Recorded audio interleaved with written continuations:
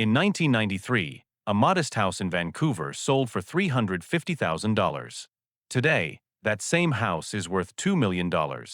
That means if you'd put down $20,000 back then, you'd have walked away with a profit of $1.7 million for literally doing nothing. If you'd put that same money into the S&P 500, you'd have half that. But this isn't just a Vancouver story. Across the United States, home prices have surged 30% in just the last 5 years, hitting a record median of $399,000 in 2025. We are living through a global housing crisis where home prices are rising 16% faster than incomes. Why is this happening? Why is the American dream of a starter home becoming a mathematical impossibility? Is it greedy developers, Wall Street landlords, or a system that's been rigged for decades? Today, we're looking at the 7 deadly sins of the housing market and the hidden mechanisms that ensure prices almost never go down. To understand why a 1,200 square foot box costs $500,000, we have to look at the players. On one side, you have the everyday buyer, currently squeezed by mortgage rates that have jumped from 3% to over 6.5% in record time. On the other side, you have institutional investors, massive firms like Blackstone and Invitation Homes, who own hundreds of thousands of single-family houses. And in the middle, a massive void. The U.S. is currently facing a housing shortage estimated between 1.5 million and 7 million homes. We've been underbuilding since the 2008 Great Recession, and we never caught up. But here's the twist. It's not just that we aren't building enough houses. It's that we've made it illegal to build the right kind of houses. If you want to know why houses are expensive, you have to look at the zoning straitjacket. Most people think zoning is just about keeping factories away from schools. But historically, it was weaponized. Take San Francisco. They were one of the first to divide the city into first residential, homes for the rich, and second residential for everyone else.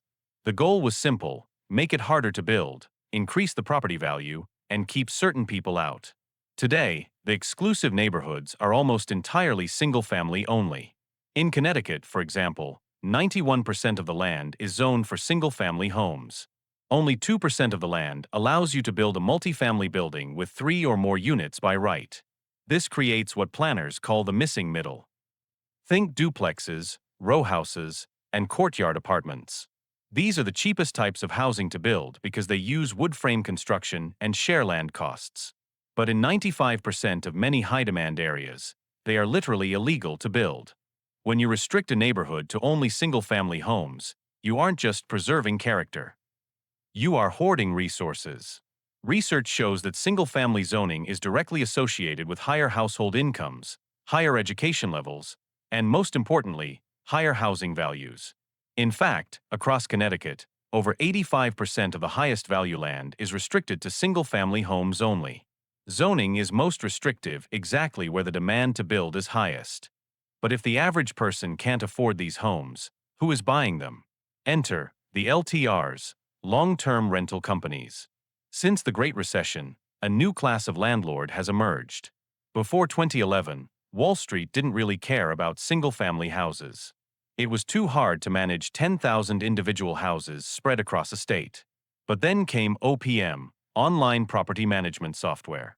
Suddenly, firms could track leases, maintenance, and rent payments for a massive decentralized portfolio from a single dashboard. Venture capital flooded into these software startups, over $2 billion by 2022.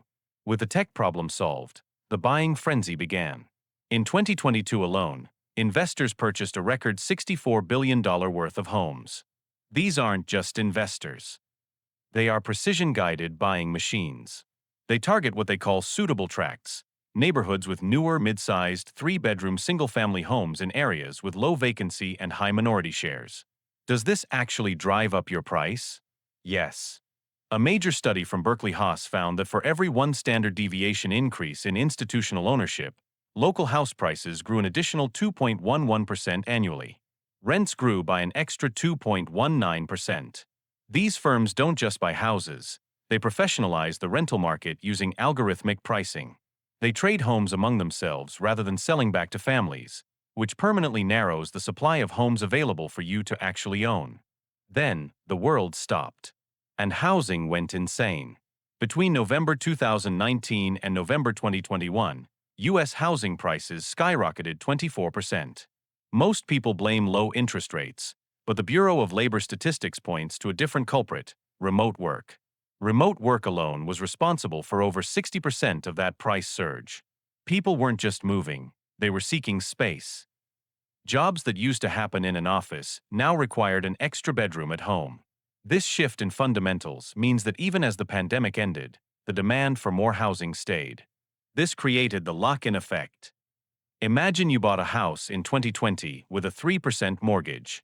Today, rates are 6.5%. If you sell your house to move, your monthly payment for a similar house might double. So what do? You stay put. This has effectively frozen the market.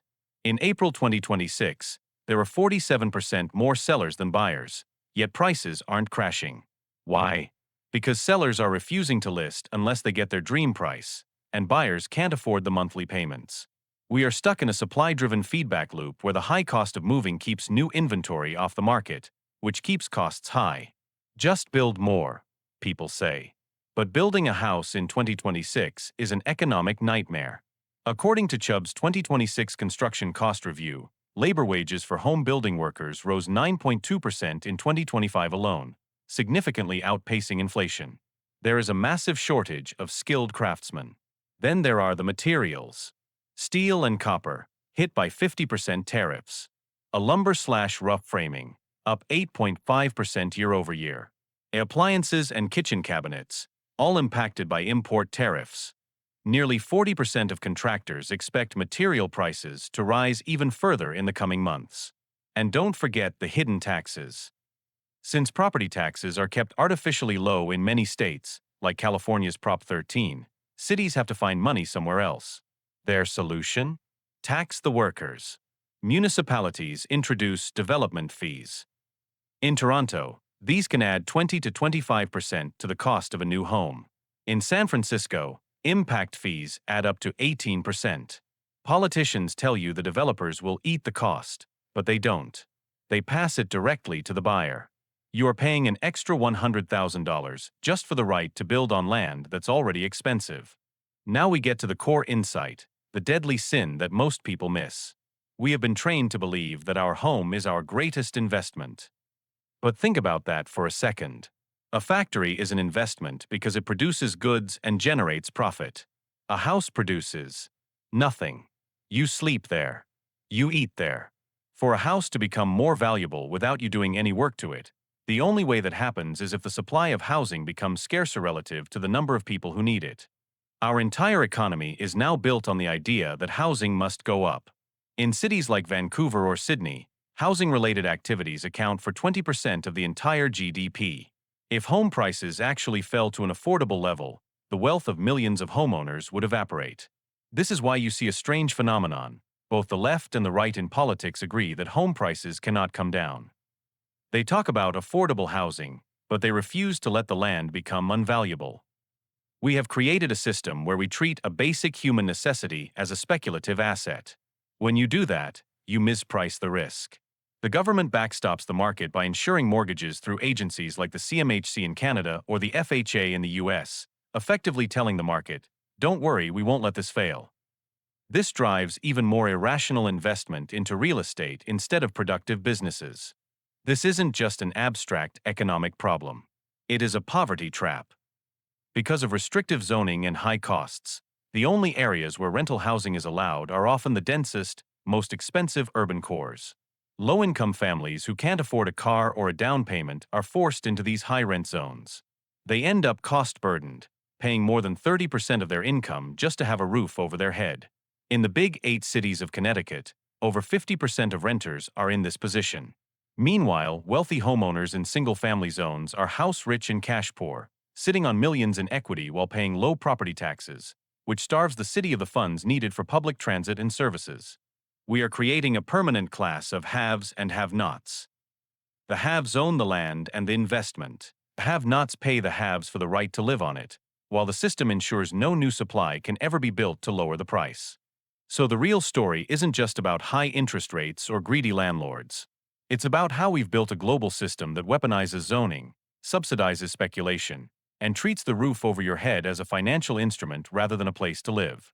We have made it illegal to build the missing middle, and we have professionalized the hoarding of the homes that remain. Prices are high because we've designed them to be. We have incentivized the shortage.